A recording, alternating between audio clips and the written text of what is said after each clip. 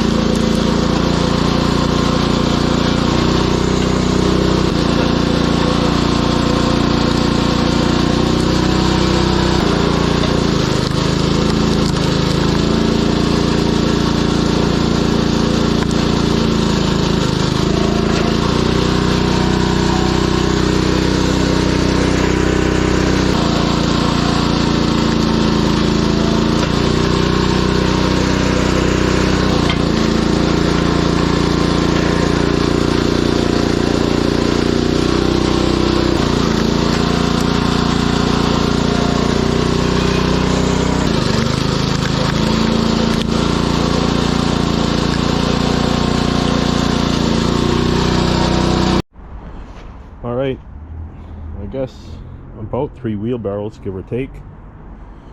And some extra pieces on the side here. These ones are supposed to be nice straight 18-inch, but they didn't come out that straight. So I've actually thrown, oh, I didn't split this one. I'll just take out the axe and finish that one off.